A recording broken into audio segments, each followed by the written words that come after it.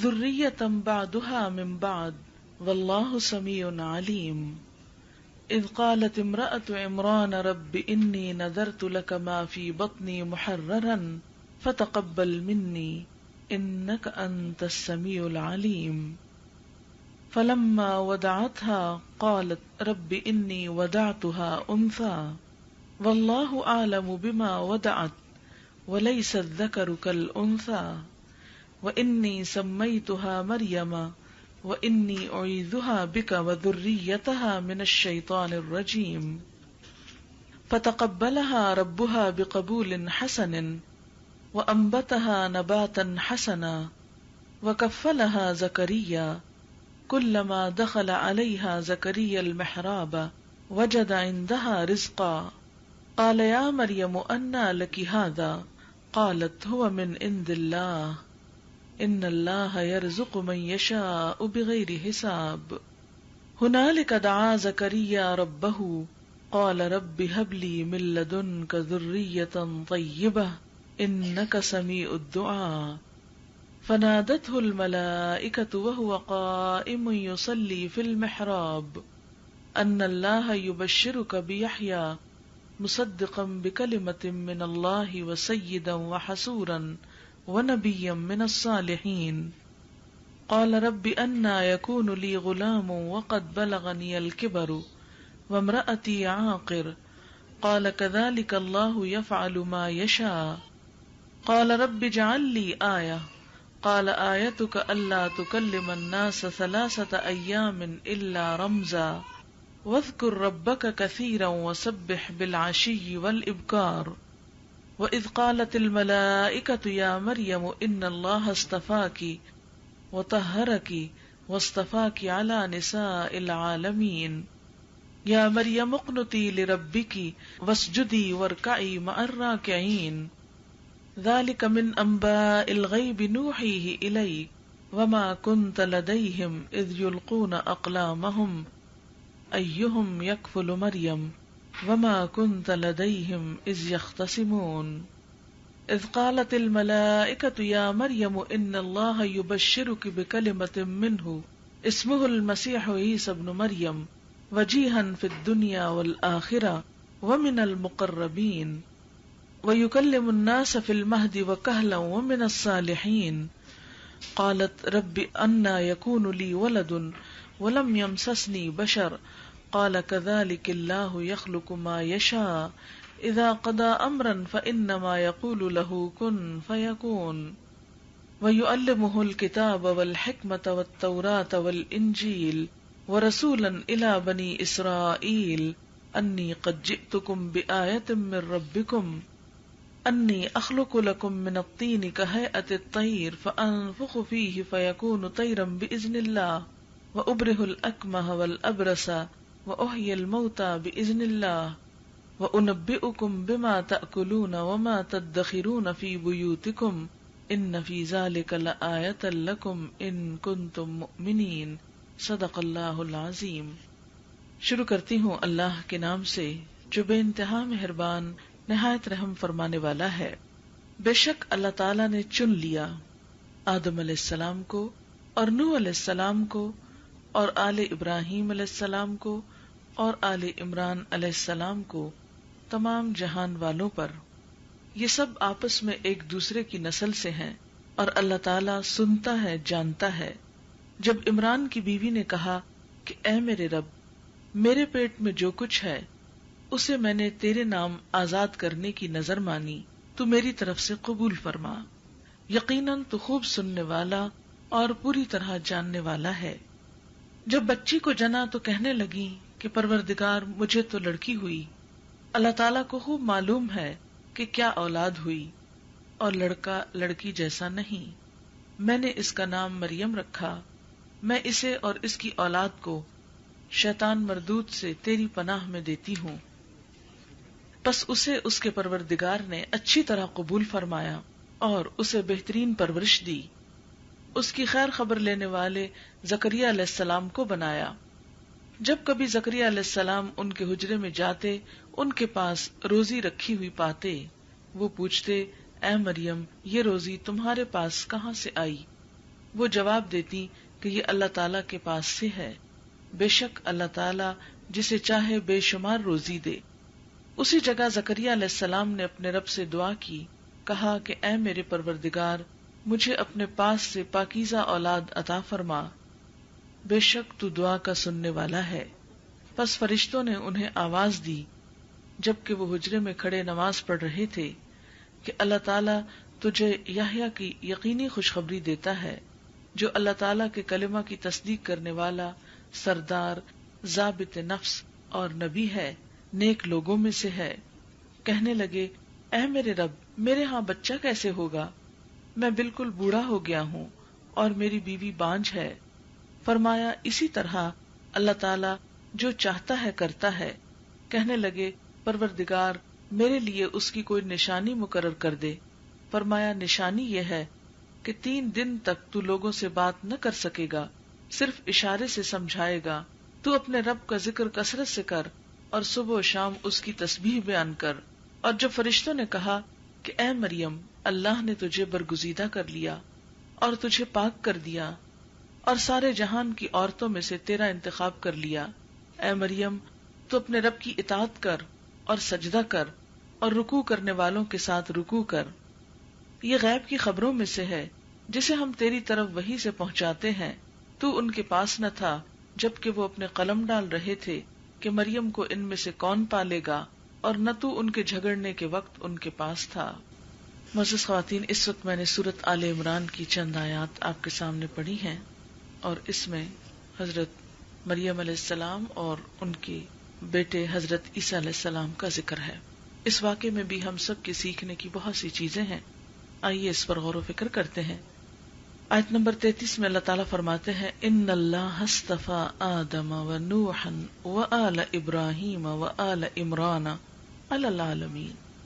بے شک اللہ نے چن لیا آدم علیہ السلام کو اور نوح علیہ السلام کو اور آل ابراہیم کو اور آل عمران علیہ السلام کو سارے جہان والوں پر۔ ہم سب جانتے ہیں کہ اللہ کی مخلوق بے شمار ہے۔ جب سے آدم علیہ السلام پیدا ہوئے اب تک دنیا کے مختلف حصوں میں ہزاروں، لاکھوں، کروڑوں انسان آئے اور گئے، تاریخ کے مختلف حصوں میں، لیکن کچھ لوگوں کو اللہ تعالیٰ نے چن لیا۔ ان چنے ہوئے لوگوں میں سے چند ایک کا ذکر یہاں پر فرمایا، ان اللہ اصطفیٰ آدم، بے شک اللہ نے چن لیا آدم علیہ السلام کو۔ سوال یہ پیدا ہوتا ہے کہ اللہ تعالیٰ کسی کو کیوں چنتا ہے؟ اس کی کیا خاص خصوصیت ہوتی ہے؟ بندے تو اللہ کے بے شمار ہیں، لیکن ان میں سے چند ایک آخر کس خوبی کی بنا پر چن لیے جاتے ہیں؟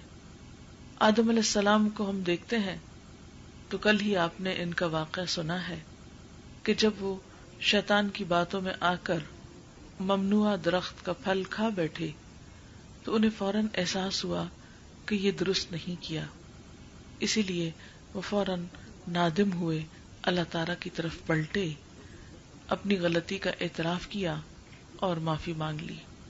بظاہر یہ کام بہت آسان نظر آتا ہے، لیکن اتنا آسان نہیں ہوا کرتا کہ انسان اپنی غلطی کو مان جائے۔ اپنی غلطی کو غلطی کہنا دنیا کا مشکل ترین کام ہے۔ اکثر لوگوں کو جب اس بات کا احساس دلایا جاتا ہے کہ ان کی سوچ درست نہیں، یا ان کی بات درست نہیں، یا ان کا عمل درست نہیں، تو وہ ماننے کو تیار ہی نہیں ہوتے۔ یہی وجہ ہے کہ آئندہ پھر اصلاح بھی نہیں ہوتی۔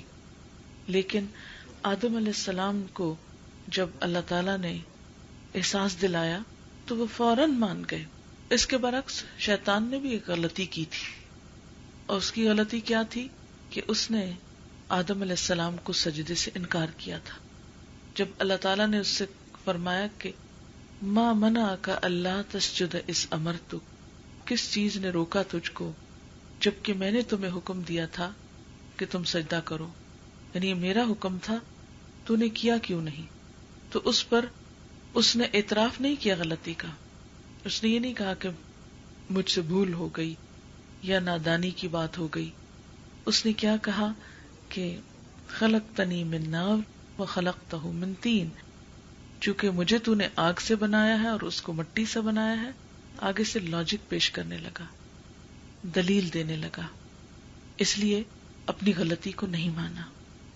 اللہ تعالیٰ اس سے ناراض ہو گئے اور اسے نیچے اتار دیا اور فرمایا فاخرج منہا فإنک من الصاغرین، تو یہاں سے نکل جا، تو ذلیل ہونے والوں میں سے ہے. اس سے کیا پتہ چلتا ہے کہ آدم علیہ السلام نے اپنی غلطی کا اعتراف کیا تو اللہ تعالیٰ نے ان کو چن لیا. شیطان نے غلطی کرنے کے بعد مانا نہیں، اعتراف نہیں کیا، انا کا مسئلہ بنا لیا اور اس کے پیچھے حجتیں، تاویلیں اور ریزننگ کرنے لگا. لیکن اس کی کوئی ریزننگ، کوئی لاجک اللہ تعالیٰ کو پسند نہیں آیا، اس لیے وہ راندہ درگاہ ہوا، ذلیل و خوار ہوا. اس میں ہمارے لیے ایک بہت بڑا سبق ہے. ہم سب انسان ہیں، ہم سب سے غلطی ہو جاتی ہے، لیکن جو شخص یہ سمجھتا ہے کہ مجھ سے تو کبھی کوئی غلطی ہو نہیں سکتی، یا میں غلطی نہیں کرتا، ساری غلطی دوسروں کی ہوتی ہے، ایسا شخص کبھی بھی اللہ تعالیٰ کو پسند نہیں آتا. ایسا شخص کبھی بھی اللہ تعالیٰ کی رحمت کے قابل نہیں ہوتا. اللہ کی رحمت اس بندے پہ آتی ہے جو خطا کے بعد ندامت کے آنسو بہائے، جو اپنی غلطیوں کا اعتراف کر لے.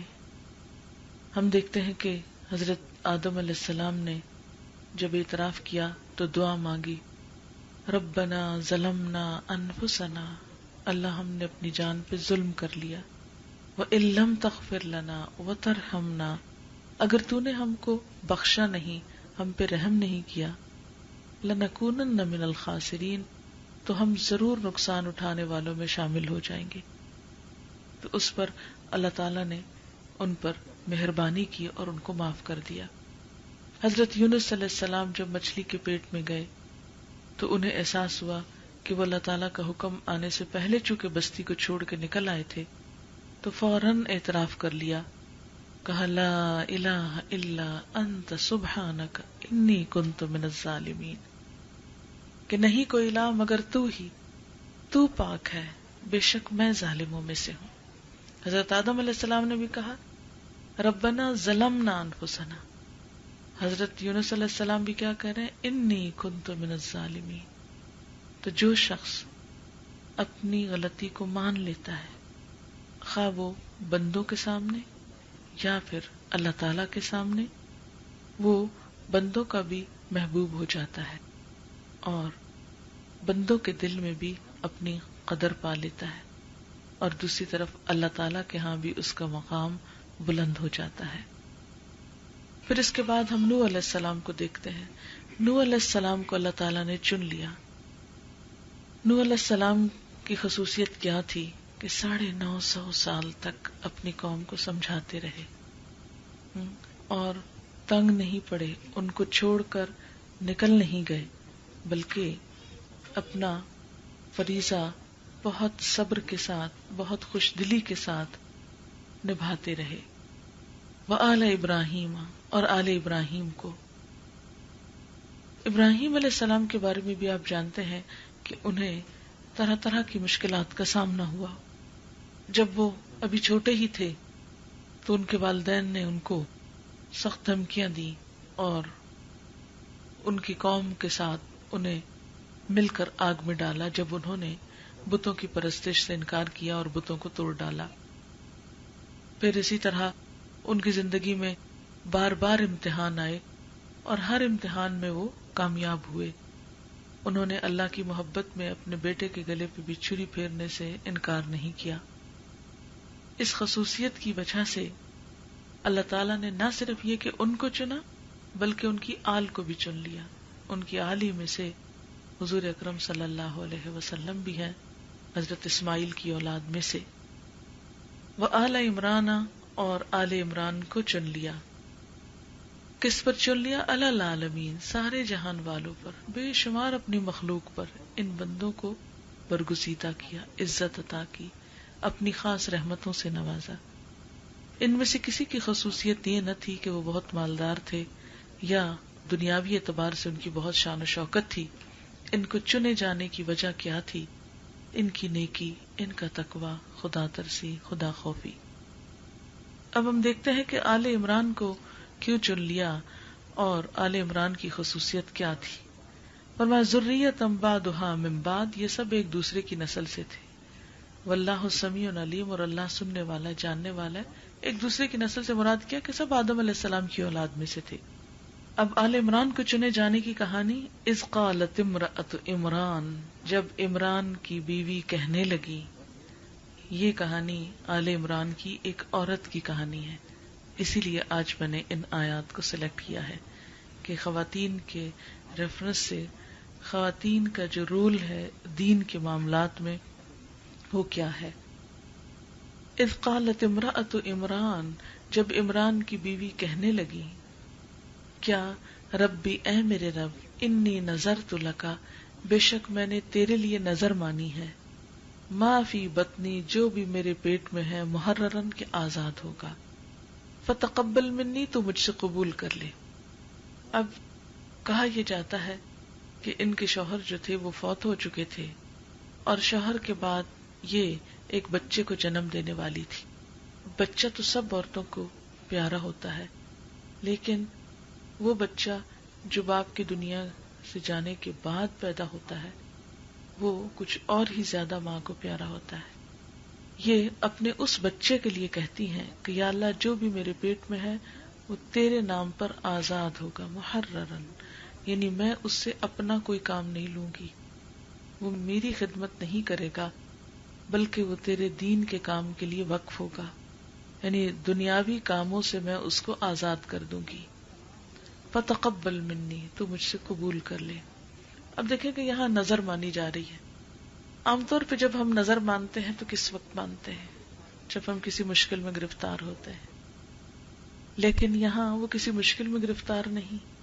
یہ نظر جو مان رہی ہے یہ نظر تبرر کہلاتی ہے، نیکی کی نظر، صرف اللہ کی خوشی کے لیے اپنی پسندیدہ ترین چیز اللہ کی راہ میں دینا۔ قرآن پاک میں آتا ہے نا کہ لن تنالوا البر حتی تنفقوا مما تحبون، تم ہرگز نیکی کو نہیں پا سکتے جب تک کہ وہ خرچ نہ کرو جس سے تم محبت رکھتے ہو، جب تک اپنی محبوب چیزیں اللہ کے راستے میں خرچ نہ کرو، اس وقت تک تم نیکی کے معیار کو پہنچ ہی نہیں سکتے۔ اب آپ یہاں دیکھیے کہ یہاں وہ اپنی محبوب ترین چیز، یعنی اولاد تو ویسے بھی ہر چیز سے زیادہ پیاری ہوتی ہے، اور اس میں سے بھی وہ اپنی اس اولاد کو کہ جو شوہر کے دنیا سے جانے کے بعد پیدا ہونے والی تھی، اس کے بارے میں کہتے ہیں کہ یا اللہ، یہ میں تیری نظر کرتی ہوں، فتقبل منی، تو مجھ سے قبول کر لے، انک انت السمیع العلیم، بے شک تو سننے والا ہے، جاننے والا ہے، یعنی تو میری پکار سن رہا ہے، میرے اس دعوے کو سنتا ہے اور میرے دل کے حال کو جانتا ہے کہ میں صرف تیری محبت اور تیری خوشی کی خاطر یہ سب کچھ وقف کر رہی ہوں۔ اب کیا ہوتا ہے، ولادت کا وقت آتا ہے۔ ان کے خیال میں یہ تھا کہ شاید بیٹا ہوگا اور اس کو وہ آزاد کر دیں گی اور وہ ہیکل میں رہے گا اور خدا کے دین کی خدمت کرے گا، لیکن اللہ تعالیٰ کا فیصلہ کچھ اور تھا۔ فلما وضعتها، پھر جب اس نے اس بچی کو جنم دیا، قالت، بولی، ربی، اے میرے رب، انی وضعتها انثی، کہ میں نے تو ایک بچی کو جنم دیا ہے، میری تو نظر تھی کہ میں اسے تیرے دین کے لیے آزاد کروں گی، اب کیا بنے، کیونکہ یہ تو بچی پیدا ہو گئی ہے۔ واللہ اعلم بما وضعت، اور اللہ خوب جانتا ہے جو اس نے جنم دیا۔ ولیس الذکر کالانثی، اور نہیں ہے لڑکا لڑکی کی طرح۔ ہم تو کہتے ہیں نا لڑکی لڑکے کی طرح نہیں ہوتی، اللہ تعالیٰ فرما رہے ہیں اور نہیں ہے لڑکا لڑکی کی طرح۔ اللہ کو خوب پتا ہے کہ تو نے کیا جنم دیا، اللہ تعالیٰ تیری نظر کو رائیگاں نہیں جانے دے گا، اسے قبول کرے گا اور تم اس معاملے میں پریشان نہ ہو۔ پھر وہ کہتی ہیں، یعنی اللہ تعالیٰ نے ان کے دل کو تسلی دے دی، ڈھارس بندھا دی، کہتی ہے وَإِنِّي سَمَّيْتُهَا مریم، میں نے اس کا نام مریم رکھا ہے، وَإِنِّي أُعِيذُهَا بِكَ وَذُرِّيَّتَهَا مِنَ الشَّيْطَانِ الرَّجِيمِ، اور بے شک میں اس کو اور اس کی اولاد کو شیطان مردود سے بچا کے تیری پناہ میں دیتی ہوں، تیرے حوالے کرتی ہوں، تیری حفاظت میں دیتی ہوں۔ اب یہ دیکھیں کہ یہ ایک عورت کا قول ہے، ایک عورت کا بول ہے، نام بھی خود رکھ رہی ہیں اور اس بچی کو اور اس بچی کی آل اولاد کو آگے اللہ کی حفاظت میں دے رہی ہیں۔ ہم میں سے کتنی مائیں ہیں کہ جو پیدائش کے وقت سے ہی اس بات کے لیے فکر مند ہو کہ میرا بچہ دین کی خدمت کے لیے ہو اور شیطان کے شر سے محفوظ رہے۔ ہم تو بچوں کی پیدائش سے پہلے اور پھر بعد میں بڑے لمبے چوڑے منصوبے بنانے لگتے ہیں کہ کس طرح ہم ان سے زیادہ سے زیادہ دنیا کا کام لے سکتے ہیں یا دنیا کی عزت پا سکتے ہیں۔ کوئی حرج نہیں، دنیا بھی اللہ نے پیدا کی ہے اور دنیا کے کام بھی انسانوں نے ہی کرنے ہیں، فرشتے تو اتر کے نہیں کریں گے، لیکن آخر کوئی تو ہوگا جو دین کی خدمت بھی کرے گا، کوئی تو ہوگا جو دینی رہنمائی بھی کرے گا، کوئی تو ہوگا جو انسان کی روح کی ضروریات پوری کرنے کا سامان بھی کرے گا۔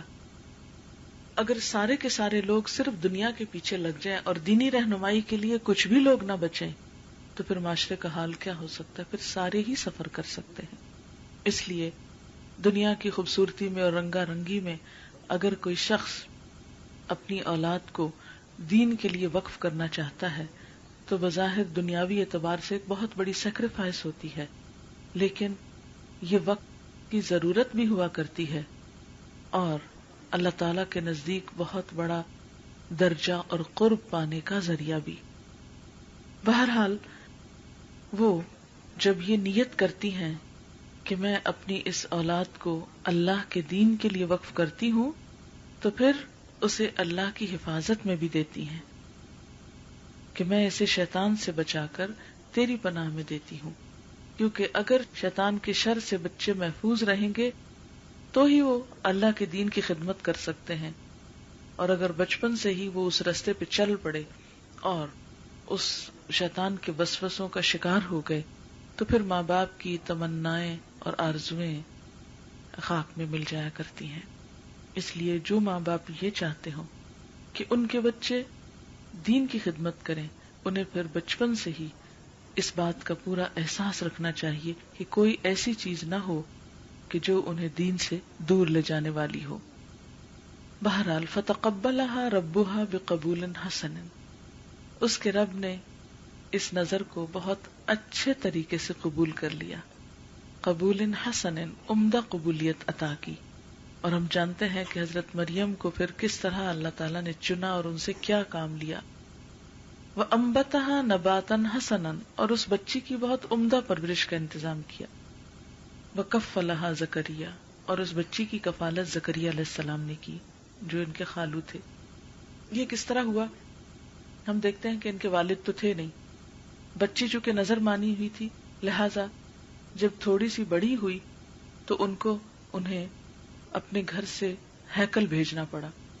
ہیکل آپ یوں سمجھے ایسے ہی تھا جیسے ہمارے ہاں خانہ کعبہ ہوتا ہے، یعنی مرکزی عبادت کا، اور جیسے خانہ کعبہ کے آس پاس لوگ اعتکاف کو بیٹھتے ہیں عبادت کے لیے، ایسے ہی ہیکل میں لوگ عبادت کے لیے بیٹھا کرتے تھے۔ اس کے آس پاس چھوٹے چھوٹے کمرے تھے جن میں سے ایک کمرے میں ان کو عبادت کے لیے جگہ دے دی گئی۔ یہ پہلا موقع تھا کہ ہیکل میں مردوں کے ساتھ ایک خاتون کو بھی ایسی سعادت ملی۔ وَكَفَّلَهَا زَكَرِيَّا، زکریا علیہ السلام نے ان کی کفالت کی، جو ان کو لک آفٹر کرتے تھے، جا کے ان کی ضروریات کا خیال رکھتے تھے۔ کلما دخل علیہا زکریا المحراب، جب کبھی حضرت مریم کے پاس زکریا علیہ السلام اس عبادت گاہ میں جاتے، محراب میں جاتے، وجد عندہا رزقا، تو ان کے پاس رزق پاتے۔ یہ رزق کیا تھا؟ اس کے بارے میں دو روایات آتی ہیں۔ ایک روایت تو یہ کہتی ہے کہ بے موسم کے پھل ہوتے تھے۔ آج کے دور میں تو اتنی زیادہ فاسٹ کمیونیکیشن ہو گئی ہے، ٹرانسپورٹیشن کے ایسے انتظامات موجود ہے کہ ایک چیز اگتی دنیا کے اس کونے میں ہے اور دوسرے دن وہ دنیا کے دوسرے کونے میں اویلیبل ہوتی ہے، لیکن اس دور میں ایسے انتظامات نہیں تھے کہ سردیوں کے پھل گرمیوں کے موسم میں اور گرمیوں کے سردیوں کے موسم میں ایک سے دوسری جگہ پہنچائے جائیں. لیکن اللہ تعالیٰ غیب کی مدد کے ساتھ حضرت مریم علیہ السلام کے پاس وہ پھل پہنچاتے. تو وہ جب حضرت زکریا علیہ السلام دیکھتے تو بہت حیران ہوتے کہ اور تو کسی کے پاس ایسا رزق نہیں، تمہارے پاس کہاں سے آیا؟ قالت ہوا من عند اللہ، وہ کہتے ہیں یہ اللہ کی طرف سے آیا ہے. عام طور پر ہم اس بات پہ پریشان ہوتے ہیں کہ جب ہمارے بچے بہت دین کی طرف لگ گئے تو ان کی دنیا کا کیا ہوگا. یہ بات ہر ماں باپ کو ستاتی ہے.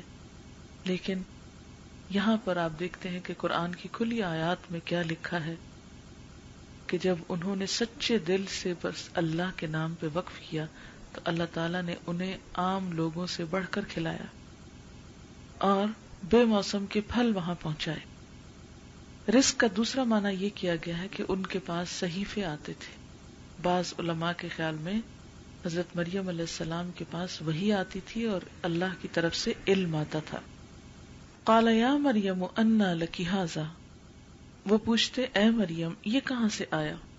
قالت هو من عند اللہ، کہتی یہ اللہ کے پاس سے آیا ہے. ان اللہ یرزق من یشاء بغیر حساب، بے شک اللہ جس کو چاہتا ہے بے حساب رزق دیتا ہے. یعنی رزق کا معاملہ سراسر اللہ کے ہاتھ میں ہے، رزق کی تقسیم اس کے پاس ہے. ہنالک دعا زکریا ربہ، اس جگہ اس کرامت کو دیکھ کر تو زکریا علیہ السلام بہت حیران ہوئے، وہیں کھڑے ہو کر وہ بھی دعا مانگنے لگے. آپ سب جانتے ہیں کہ زکریا علیہ السلام کے پاس اولاد نہیں تھی اور ایک لمبا عرصہ وہ دعائیں مانگتے رہے.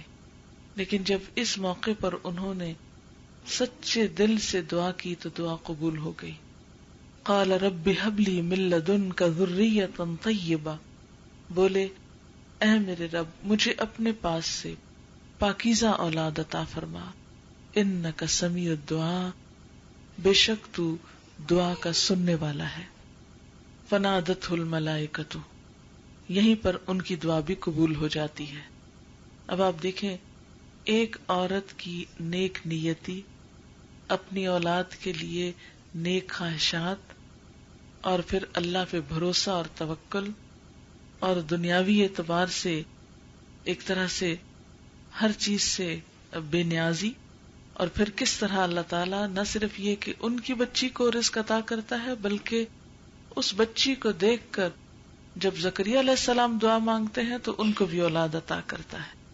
اس سے پتہ چلتا ہے کہ ایک نیکی کئی نیکیوں کا دروازہ کھولتی ہے اور ایک نیکی کئی نیکیوں کا سبب بن جاتی ہے. یعنی جیسے ایک کی ہوتی ہے تو کی سے ایک دروازہ کھل جائے تو بس پھر اندر سب کچھ ایک کے بعد ایک حاصل ہونے لگتا ہے. تو یہ مین ڈور کھل گیا تو پھر سارے دروازے کھلتے چلے جا رہے ہیں. اللہ تعالیٰ نے زکریا علیہ السلام کی دعا قبول کر لی. وہ وہی محراب میں نماز پڑھ رہے تھے کہ فرشتے نے پکارا. کیا کہا؟ ان اللہ یبشرک بیحییٰ، کہ تجھے اللہ یحییٰ علیہ السلام کی خوشخبری دیتا ہے. یعنی حالت نماز میں انہیں اولاد کی خوشخبری ملی. مصدقا بکلمۃ من اللہ، وہ اللہ کی طرف سے ایک کلمے کی تصدیق کرنے والا ہوگا.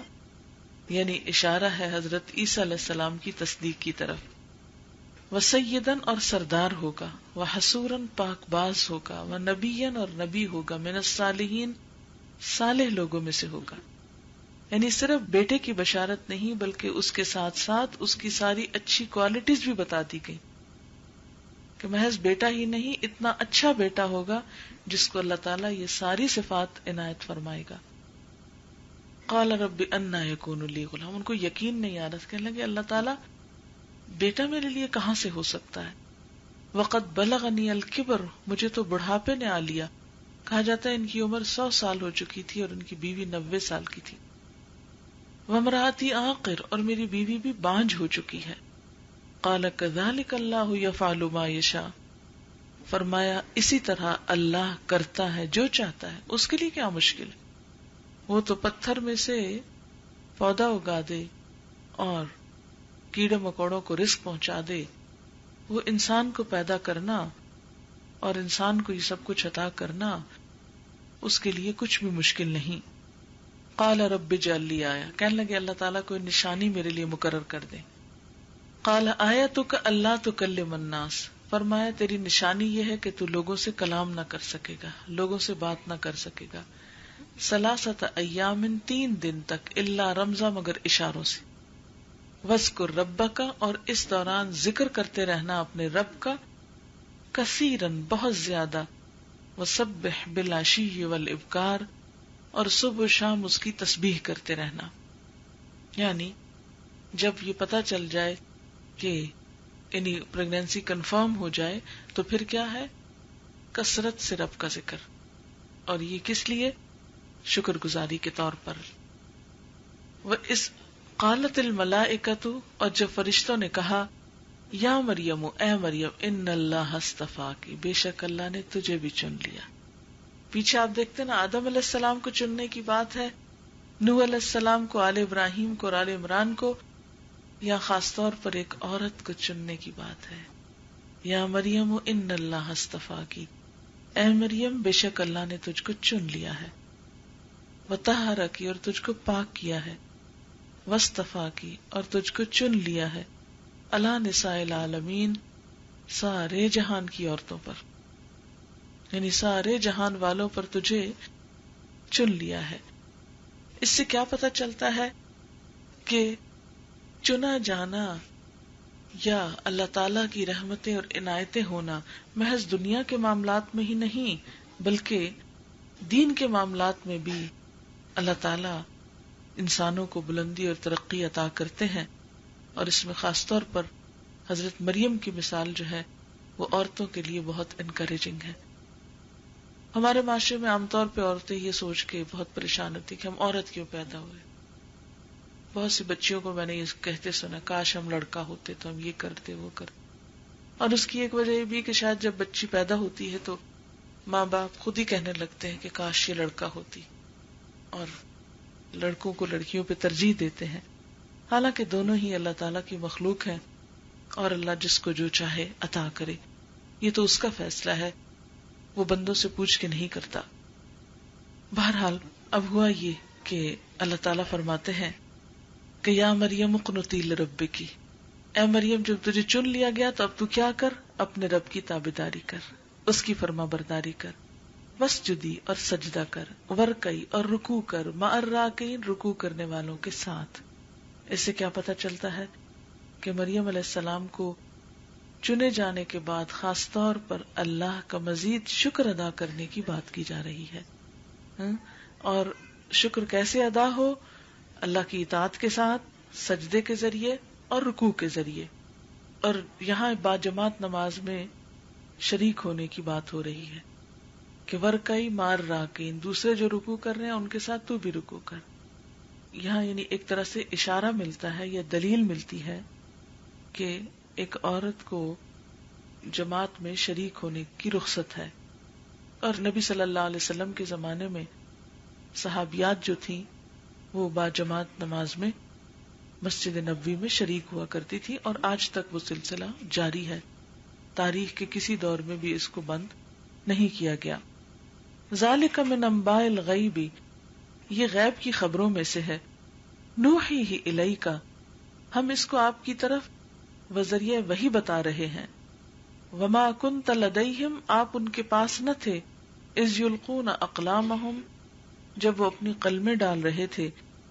ایہم یکفل مریم، کہ ان میں سے مریم کی کفالت کون کرے گا.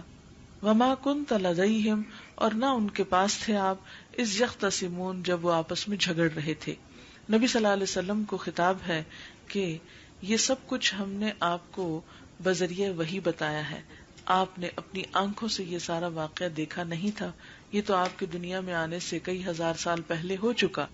تو اس سے کیا پتہ چلتا ہے کہ آپ صلی اللہ علیہ وسلم کے پاس جو بھی علم تھا وہ خاص طور پر غیب کی خبروں میں سے وہ ذاتی نہیں تھا، بلکہ بذریعہ وحی آپ کو وہ باتیں بتائی جاتی تھی. اور پھر یہ بات بھی یہاں واضح ہوتی کہ ما کنت لدیہم، آپ وہاں موجود نہ تھے. یعنی صرف اللہ کی ذات ایسی ہے جو ہر جگہ موجود ہوتی ہے، نبی صلی اللہ علیہ وسلم کی ذات ہر جگہ موجود نہیں ہوتی. اور پھر اس کے بعد فرشتوں نے حضرت مریم سے بات کی، اذ قالت الملائکۃ یا مریم ان اللہ یبشرک بکلمۃ منہ اسمہ المسیح عیسی ابن مریم. اب حضرت مریم کو جو چنا تو اللہ تعالیٰ نے اب ان سے ایک اور کام لیا. حضرت عیسیٰ علیہ السلام کی بن باپ کی ولادت ہوئی. یہ ان کے لیے ایک بہت بڑی آزمائش بھی تھی اور دوسری طرف ایک بہت بڑا انعام بھی تھا، ایک بہت بڑی سعادت بھی تھی، ایک بہت بڑا ان یوزول واقعہ بھی تھا جو ان کے ساتھ ہو رہا تھا. اور فرشتوں نے آ کے اس کی خوشخبری بھی دے دی، نام بھی بتا دیا کہ اس کا نام عیسیٰ ابن مریم ہوگا.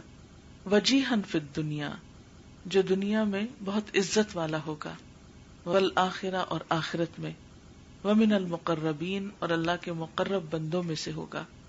تو اس سے کیا پتہ چلتا ہے کہ اللہ تعالیٰ نے مریم علیہ السلام کو بھی، اب دیکھیں نا آل عمران کو جو چنا گیا تو اس میں حضرت مریم کی والدہ کو چنا گیا، پھر حضرت مریم کو چنا گیا، پھر حضرت عیسیٰ علیہ السلام کو چنا گیا. تو یہ چننا نسل در نسل. بسا اوقات ہوتا ہے نا کسی خاندان میں ایک نیک شخص ہوتا ہے، اس کے بعد اولاد سب بگڑ جاتی، لیکن یہاں پر تو نسل در نسل نیکی پھیلتی چلی جا رہی ہے. اور اب آج ہم دیکھتے ہیں کہ دنیا میں لاکھوں کی تعداد میں، کروڑوں کی تعداد میں حضرت عیسیٰ علیہ السلام کے فالوورز جو ہیں وہ موجود ہیں. حتیٰ کہ ہم مسلمان بھی حضرت عیسیٰ علیہ السلام کو عزت دیتے ہیں، ان کے اپنے ماننے والے تو ہیں ہی، لیکن ہم بھی انہیں پیغمبر مانتے ہیں اور ان کو عزت اور بہت بڑا مقام اور درجہ دیتے ہیں. تو اس واقعے سے ہمیں کیا پتہ چلتا ہے کہ دین پر صرف مردوں کی ہی اجارہ داری نہیں ہے. دینی معاملات میں اللہ تعالیٰ نے عورتوں کو بھی عزت بخشی ہے، اور یہ اللہ تعالیٰ کا اپنا فیصلہ ہوتا ہے کہ جس کو جب چاہے جتنی چاہے عزت عطا کرے. اور پھر یہ کہ جس شخص کو اللہ تعالیٰ چنے، آپ دیکھیں نا کہ دنیا میں جب لوگ چنے جاتے ہیں، مثلاً کسی الیکشن میں چنے جاتے ہیں تو کتنے خوش ہوتے ہیں، یا اسی طرح جب کسی مقابلے میں چن لیے جاتے ہیں، سلیکٹ کیے جاتے ہیں، تو بہت فخر سے ہم بتاتے ہیں کہ ہمارا بچہ اتنا لائق ہے کہ فلاں اور فلاں یونیورسٹی میں فلاں کام کے لیے چن لیا گیا ہے، اب وہ فلاں جگہ اسکالرشپ پہ بھیجا جانے والا ہے. یا کہ جو دنیا کے ورلڈ ریپیوٹیڈ سینٹرز ہیں، جب وہ مختلف بچوں کو ان کی تعلیم میں آگے ہونے کی وجہ سے چنتے تو ماں باپ کا سر فخر سے بلند ہو جاتا ہے. لیکن یہاں تو صرف دنیاوی معاملات میں نہیں، دینی قیادت کے لیے چنا جا رہا ہے، آخرت کے اعتبار سے چنا جا رہا ہے، اور اللہ رب العزت کے ہاں چنا جا رہا ہے. یہ بہت بڑی بات ہے، بہت بڑی سعادت ہے. لیکن آج ہم مسلمان دین کے معاملے میں چنے جانے کے لیے کتنی فکر کرتے ہیں اور اس کے لیے کتنا تیار ہیں. اللہ تعالی ہمیں بہترین رہنمائی عطا فرمائے. اب اس کی ٹرانسلیشن ہوتی پھر question answer session. When the angel said, O Maryam, verily Allah has chosen you, purified you from polytheism and disbelief, and chosen you above the women of the Alameen. O Mary, submit yourself with obedience to your Lord Allah by worshipping none but Him alone, and prostrate yourself, and irkai, bow down, along with those who bow down. So, Dr. Hashmi started with in the name of Allah, the most beneficent and merciful, the tafsir of those ayats. And these ayats talk about Hazrat Nuh, Hazrat Ibrahim, and Al Imran and his family. Since Adam alayhi salam has descended on earth, certain humans have been chosen. Why Allah subhanahu wa ta'ala chooses certain type of people? Like we heard yesterday that when Adam alayhi salam committed a sin, he realized and asked for repentance. It seems easy to hear that, but often it is not that easy for ordinary men. But Adam alayhi salam accepted easily. But when Shaitan was made aware of his sin, he denied his fault and started arguing, gave evidences as regards to why he did not bow and why he did not obey Allah subhanahu wa ta'ala. And Allah subhanahu wa ta'ala's anger destroyed him. He was asked to leave the heavens. Adam alayhi salam accepted his fault contrary to Shaitan's arguments. We are humans and we are liable for mistakes. When we see mistakes only with others and don't realize our own mistakes, Allah subhanahu wa ta'ala doesn't like it. The dua that Hazrat Adam alayhi salam made, in that dua as well, Adam alayhi salam is acknowledging his sin and asking forgiveness to Allah subhanahu wa ta'ala. Similarly, Hazrat Yunus alayhi salam made the astaghfar, which is called as the ayat-e-karima, La ilaha illa anta subhanaka inni kuntu minaz zalimin. Allah subhanahu wa ta'ala got very pleased with him, and then he was taken out of the stomach of the fish. Nuh alayhi salam for 950 years explained to his people with tolerance about Islam.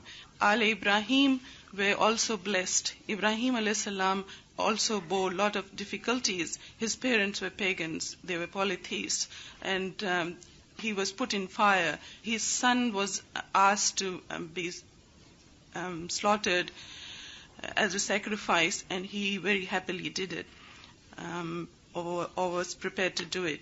His whole generation was blessed.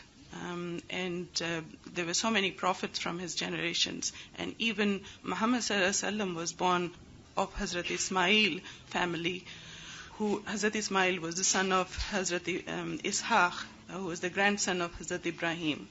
Likely, Al-Imran's family, Allah subhanahu wa ta'ala's reasons for choosing such people is the fear of Allah and the love of Allah that they have and their piety. This story is about a woman of the Al-Imran's family. The story starts from the mother of Hazrat Maryam. When she made a nazar, she made an invocation that when she was pregnant, her husband had passed away and the child was to be a posthumous child without the father. She made a promise to Allah subhanahu wa ta'ala that she wanted to give away this child in Allah's way so that this child can learn about the deen and preach the deen to others. And this sort of nazar is called nazar-e-tabarrun, which is to please Allah subhanahu wa ta'ala. This is for pleasure of Allah subhanahu wa ta'ala. And you can only gain the summit of the good deed if you give away the most loved belonging of yours in the way of Allah subhanahu wa ta'ala. So what else can be more loving than your child itself? When the child was to be born, it was a girl, and Bibi Maryam's mother said to Allah subhanahu wa ta'ala, you know what is born to me, and it is not a boy. And she said, girl is not like a boy. But Allah subhanahu wa ta'ala replied to her saying, nor is a boy like a girl. She decided to name the child Maryam and requested protection of Allah subhanahu wa ta'ala for the female child and her generation. Spiritual needs of humans, very often worldly needs, the ways to fulfill the worldly needs are looked at, but the spiritual needs of humans are neglected. And Dr. Hashmi emphasized that the spiritual needs of humans are to be served as well. And certain people need to take that role. And people who get that role is definitely are the lucky ones, the chosen ones. When someone can offer their child or children for this purpose, it is a great thing. She was wishing her child, Bibi Maryam's mother was wishing her child to be protected from the beginning from shaitan, so that the child doesn't get tempted with shaitan's bad temptations, and she would be able to do good things. Allah subhanahu wa ta'ala accepted her requests and protected Bibi Maryam very well. She was brought up in a haikal, which is a place of worship like Kaaba is in Mecca. And she was given under the protection of Zakaria alayhi salam, so he was the guardian of Bibi Maryam. Whenever Zakaria alayhi salam used to visit Bibi Maryam, he used to find fruits or sustenance, off-season fruits.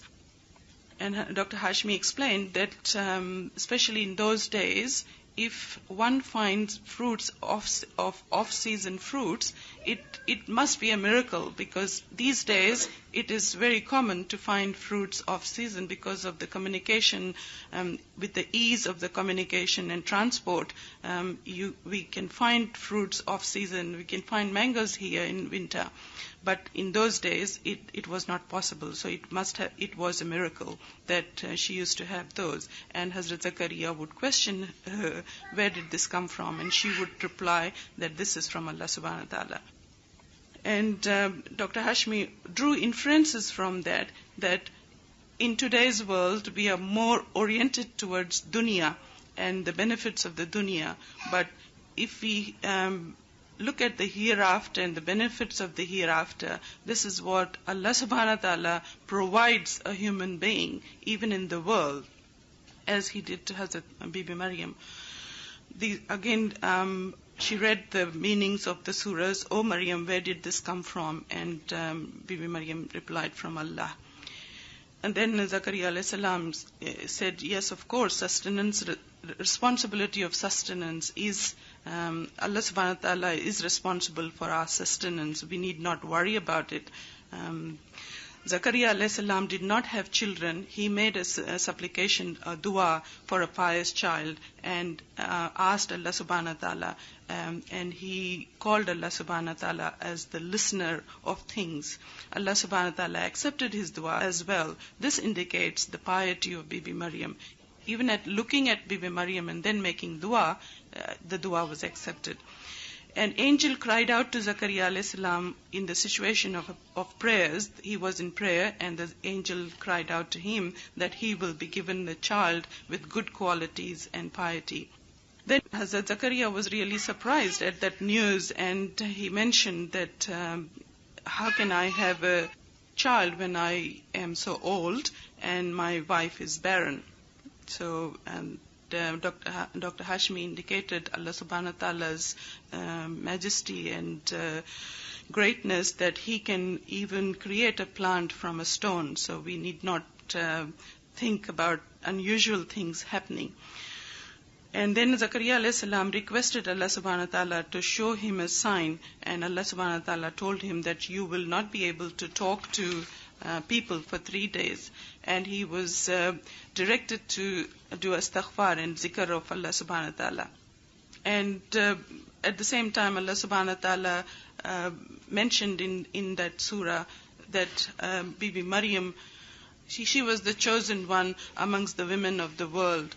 Allah subhanahu wa ta'ala also indicated to Bibi Maryam that she has to obey to Allah subhanahu wa ta'ala, thank Him and pray to Him in congregation, and that indicates that the women can pray in congregations. And whenever some good things happen to us, we are supposed to thank Allah subhanahu wa ta'ala, and the best way to thank Him is to praise Him and to pray to Him. At the end of the ayats that was read, the news, Allah subhanahu wa ta'ala is saying that these are the hidden informations that was given to Muhammad sallallahu alaihi wasallam when he hasn't seen or heard what has happened, and he wasn't even there. And those informations were given to Rasulullah sallallahu alaihi wasallam. Only Allah subhanahu wa ta'ala can be everywhere. We humans can't be everywhere, and Rasulullah sallallahu alaihi wasallam was not there at that time. For Bibi Maryam, it was a big test and a big task was given, and she was given the news of having a son like Isa alayhi salam without a husband. As far as deen is concerned, Allah subhanahu wa ta'ala has given a special respect for women as well. When our children do well in the worldly things, we become so proud of them. But the real pride is of doing well in the hereafter. Jazakallah. Questions? में औरतें ज्यादा रहेंगे मर्द के बनिस्बत, तो इसका मतलब है कि मर्द से ज्यादा हमको नेक आमाल की जरूरत है. इसके बारे में आप? जी, इसमें यह कि जैसे हजरत मरियम अलैहिस्सलाम के बारे में आता है कि एक रिवायत में ये बात आती है कि औरतों में से हजरत मरियम और हजरत मूसा अलैहिस्सलाम की वालदा की तरफ वही भेजी गई थी, और अल्लाह ताला ने उनको चुन भी लिया और उनको बहुत बड़ा दर्जा अता किया. और इसमें भी हम देखते हैं कि दरअसल उनकी वालदा की नेकी भी थी, यानी हजरत मरियम को तो एक ऑनर मिला ही, लेकिन उसके पीछे उनकी माँ की नेकी थी और उनकी दुआ थी और उनका शौक था और उनका जज्बा था. दूसरी तरफ ये कि अक्सरियत को मैंने दोज़ख में देखा तो उसकी वजह बताई गई दो. एक तो वो जबान का गलत इस्तेमाल करती हैं और दूसरा शौहरों की नाशुक्री करती हैं. शौहर की नाशुक्री क्या है कि शौहर सब कुछ करके देता, जब एक कोई काम भूल जाता है तो कहते मैंने तो इस घर में कोई खुशी देखी ही नहीं, यानी सब कुछ पा के भी वो ये कहना कि मुझे तो यहाँ कुछ नहीं मिला. तो हमें اس سے پتہ یہ چلتا ہے کہ اللہ تعالیٰ ڈسکریمنیشن نہیں کرتا، یعنی دیر از نو جینڈر ڈسکریمنیشن ان اسلام، لیکن یہ ہمارے عمل ہیں جو ہمیں اچھا یا برا بناتے ہیں. تو نیک عمل بھی کرنے چاہیے جیسا آپ نے آخر میں کہا، لیکن ان سے زیادہ ان چیزوں سے بچنے کی ضرورت ہے جو نیک اعمال کو ضائع کر دیتے ہیں. ہم میں سے بہت سے لوگ بہت کچھ عبادت کرتے رہتے ہیں لیکن اس کے ساتھ کچھ ایسے کام کر جاتے ہیں جس سے نیکیاں ضائع ہو جاتی ہیں. تو نیکیوں کی حفاظت بڑی ضروری ہے. میں کیا فرق ہے؟ اور دوسرا سوال میں آپ سے کروں گی کہ ذرا اگر آپ روح کے متعلق تھوڑا سا اور ذرا ڈیفینیشن تھوڑی سی بتا دیں. خطا اور غلطی میں بظاہر تو اتنا بڑا فرق نہیں ہے، لیکن خطا کہتے ہیں اس کو جو بھول چک سے ہو جانا، جیسے نشانہ خطا ہو جانا، مارنی کسی چیز کو تھی لگ کسی اور چیز کو گئی. مثلا یہاں سے آپ کسی پرندے کو تیر پھینک رہے ہیں تو وہ جا کے کسی انسان کی خدا نخواستہ آنکھ میں لگ جاتی، خطا ہو گئی. جیسے قتل خطا ہوتا ہے نا، کہ نشانہ چوک جانا، آپ کا غرض یہ نہیں تھی لیکن کچھ اور کر رہے تھے مگر یہ ہو گیا. بعض اوقات آپ کوئی چیز پھینکتے ہیں تو جا کے کسی کو لگ جاتی ہے تو آپ کہتے ہیں سوری میرا یہ مقصد، یا یہ کہ دروازہ کھول کے نکلے تو پیچھے نہیں دیکھا کوئی آ رہا ہے، چھوڑ دیا تو دھم سے کسی اور کو لگ گیا تو چوٹ تو لگ گئی اس کو، لیکن یہ کہ یہ خطا ہو گئی نا، بھول چوک جس کو کہتے ہیں. غلطی وہ ہوتی ہے کہ جو انسان جان بوجھ کے کرے، پتہ بھی ہے کہ یہ ایک چیز دوسرے کو نقصان دے گی تو پھر بھی انسان اس کو کر جائے، سستی کے مارے کرے یا بے نیازی کے مارے یا کسی بھی کیئر لیسنس کی وجہ سے. تو ہمیں دونوں کی ہی توبہ کرنے کی ضرورت ہے. اسی لیے ہم دعا مانگتے ربنا لا تؤاخذنا ان نسینا او اخطانا، اللہ تعالیٰ تو ہمارا مواخذہ نہ کرنا اگر ہم بھول جائیں یا ہم خطا کریں. بھول چوک بھی، خطا بھی اور غلطی بھی، سب کچھ تو ہم سے معاف کر دینا. دوسرا سوال روح کے بارے میں ہے تو قرآن پاک میں آتا ہے سورۃ بنی اسرائیل میں، یسألونک عن الروح، لوگ آپ سے روح کے بارے میں پوچھتے ہیں، قل الروح من امر ربی، کہہ دیجئے کہ روح میرے رب کا امر ہے. وما اوتیتم من العلم الا قلیلا، اور تمہیں علم میں سے بہت کم دیا گیا ہے. روح 3 معنوں میں قرآن پاک میں استعمال ہوا ہے، ایک تو انسان کی جان کے معنوں میں، دوسرے وحی کے لیے، اور تیسرے جبریل علیہ السلام یعنی فرشتے کے لیے. ان 3 معنوں میں قرآن پاک میں یہ لفظ استعمال ہوتا ہے، اور بیسیکلی اردو میں جب ہم اس کو ٹرانسلیٹ کرتے ہیں تو اسپرٹ کے معنی میں کر لیتے ہیں. اور عام طور پر جو زیادہ استعمال میں ہوتا ہے وہ جسم کے مقابلے میں جو انسان کے اندر روح ہے، جو جان ہے، اس کے لیے بھی استعمال ہوتا ہے. اس آیت میں 38 میں یہ کہتا ہے کہ حضرت زکریا نے اس جگہ پہ دعا کیا، تو پھر کوئی لوگ ایسے ہی اس معنی میں لیتے ہیں کہ جب ہم کئی نیک جگہ پہ جاتے ہیں امیدواروں پہ وہ اس کو جسٹیفائی کرتے ہیں. جی، تو پھر اس معنی میں ہم لے سکتے ہیں. نہیں، اب دیکھیں کہ یہاں پر جب وہ حضرت مریم کے پاس گئے ہیں تو وہاں ایک بظاہر ایک چیز نظر آ رہی ہے، اس میں تو ایک دلیل نظر آ رہی ہے نا کہ ایک غیر موسم کے پھل پڑے ہیں یا اللہ تعالیٰ کی قدرت، یہ ایک معجزہ نظر آ رہا ہے. تو وہاں پر اس معجزے سے متاثر ہو کے دعا کرنا تو اور ہے، لیکن ایک شخص جو فوت ہو گیا ہے تو وہ کسی بھی فوت ہونے والے کے بارے میں ہم تو کچھ نہیں کہہ سکتے کہ اس کے ساتھ کیا معاملہ ہے.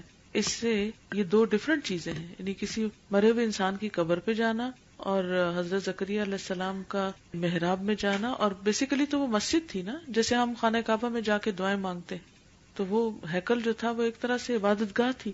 وہ عبادت گاہ میں جانا اور ہے اور قبر پہ جانا اور ہے. یہاں وہ قبر پہ نہیں کھڑے، یہاں وہ عبادت گاہ میں کھڑے ہیں، تو عبادت گاہ میں جا کے دعا مانگنے سے تو منع نہیں کیا گیا. السلام علیکم. میرا کوشچن یہ ہے کہ جب آپ کہتے ہیں اپنے گناہ کی معافی اللہ سے مانگ سکتے ہیں، اگر کسی انسان کو ہم ہرٹ کرتے ہیں تو اس سے معافی مانگتے ہیں تو وہ آگے سے سمجھتا ہے کہ میں پتہ نہیں کیا چیز ہوں جو مجھ سے یہ معافی مانگ رہا ہے، تو پھر اس صورت میں کیا اللہ سے ہی مانگنی چاہیے یا بندے سے مانگنی چاہیے؟ اللہ سے بھی مانگنی چاہیے اور بندے سے بھی مانگ لینی چاہیے. اگر وہ سمجھے گا کہ میں کیا چیز ہوں تو سمجھتا رہے، اس سے کیا فرق پڑتا ہے. اس کا تکبر پھر اس کی پکڑ کروائے گا. اگر ہم سے کسی انسان کے حق میں کوتاہی ہو گئی ہے تو ہمیں آر نہیں آنی چاہیے، ہمیں جا کے سوری کر لینا چاہیے. سبحانک اللہم و بحمدک نشہد ان لا الہ الا انت نستغفرک و نتوب الیک. والسلام علیکم ورحمۃ اللہ وبرکاتہ.